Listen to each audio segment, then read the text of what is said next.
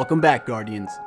In today's report, we will discuss the self-proclaimed dashing rogue, the Hunter Vanguard leader, the iconic XO, our Cayde-6. But what is an individual, or in this case, an XO, if not a summary of their stories, a culmination of their experiences, if you will?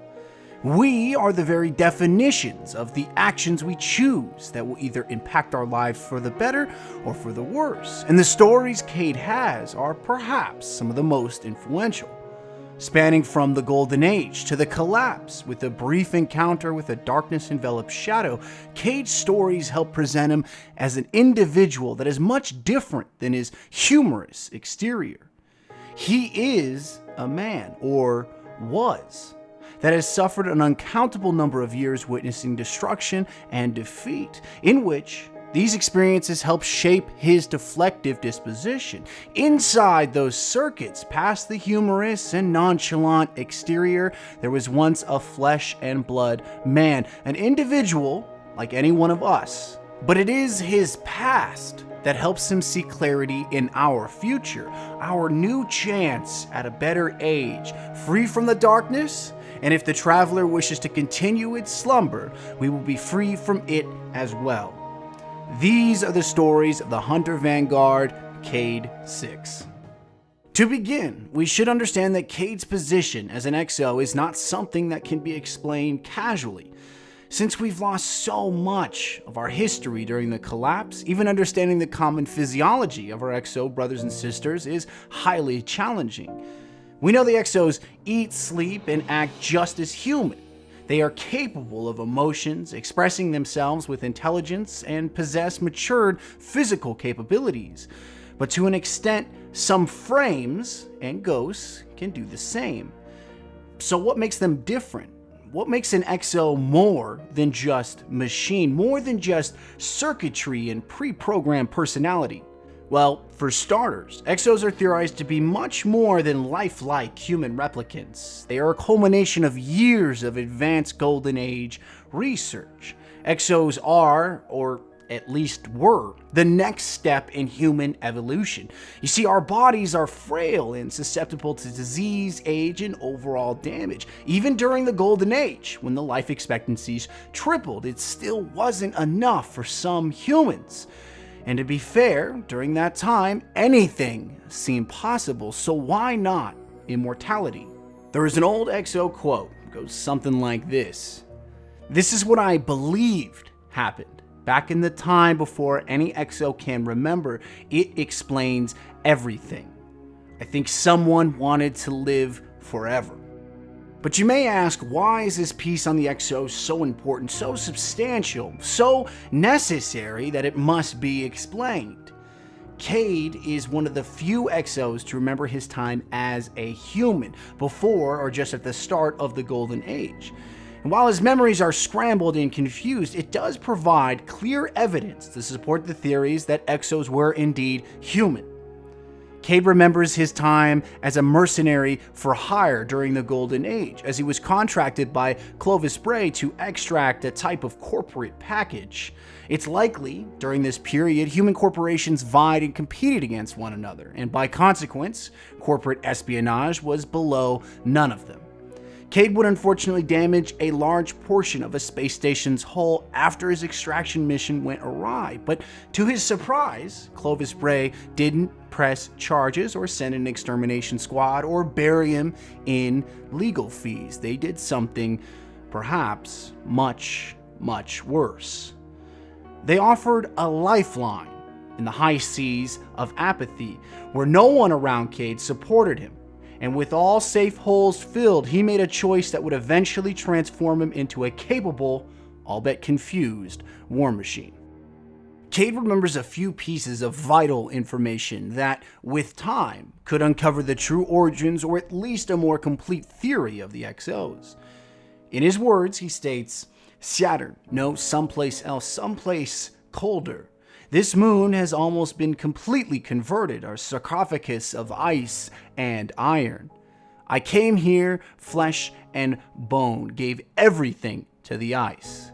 Started over, rebooted." Many Exos dream of a stone tower. They call it the Deep Stone Crypt, as it is believed to be the birthplace of the first Exo consciousness. In Cayde's reports, he describes an area with stone towers encased of layers of glacial ice. Perhaps on this planet, somewhere beyond the reef and into the Jovians, we will learn the truth. But at least for now, we have hope that our Exos we call companions may one day understand their origins. Cayde's Exo origins should extrapolate on why he is often reflective and dodgy in his conversations at the Vanguard table. In a way, it's his defense mechanism. It could also be from years of companionship and rivalry with his late friend Endal-Brask. It's called the Great Vanguard Dare, or at least that's what Cayde would have you believe, but our records on what this dare exactly was or the consequences of it is still relatively unknown. But the little we do know about Brass does help explain some theories on what the dare could have been. We know that Brass operated closely with Ikora Rey and Zavala. Perhaps he knew that these two needed a less serious and more positive outlook to counteract their cold and tactical demeanors. To Brask, knowing that Guardians were still unfortunately susceptible to permanent death, had pegged Cayde-6 to be his replacement. He did this through expert manipulation of Cayde's character. You see, as a betting man, no one can turn down a good old-fashioned dare, especially not when one's word is at stake. So Brask would dare Cayde that upon Brask's unfortunate and untimely demise, Cayde should take his position at the Vanguard table and offer his unique personality to mesh with the cold Ikora and the calculating Zavala.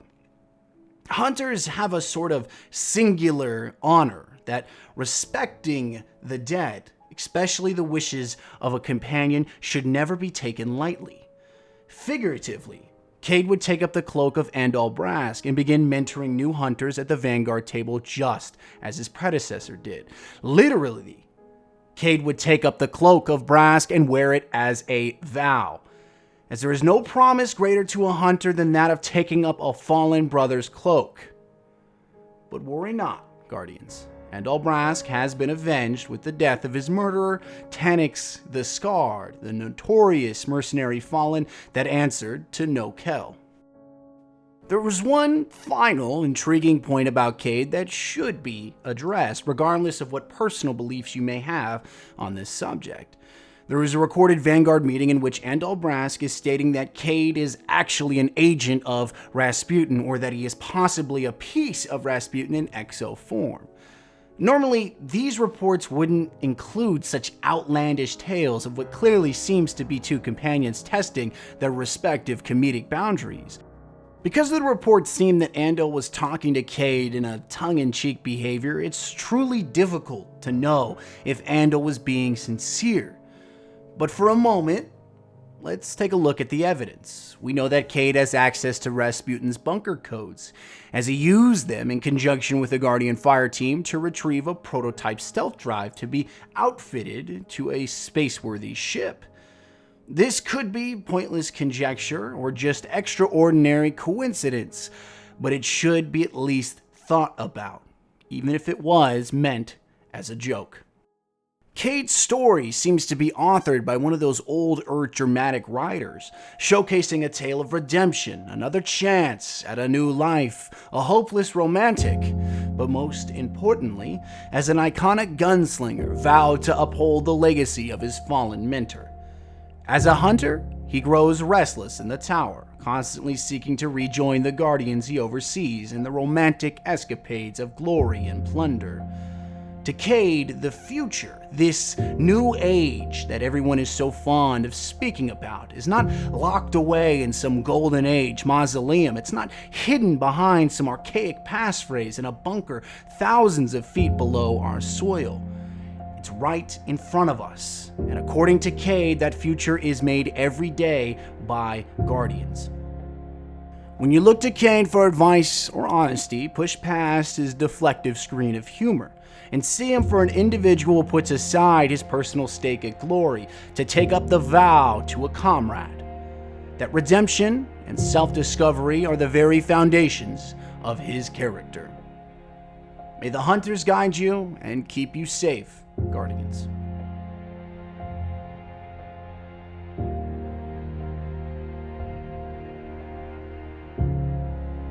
Hey everyone, Wally here. If you'd like to support the channel further, please feel free to check out the script link, my Patreon, and the new apparel in the Spreadshirt shop, all linked down below. If you want to join the conversation on our Discord server, we allow everyone in.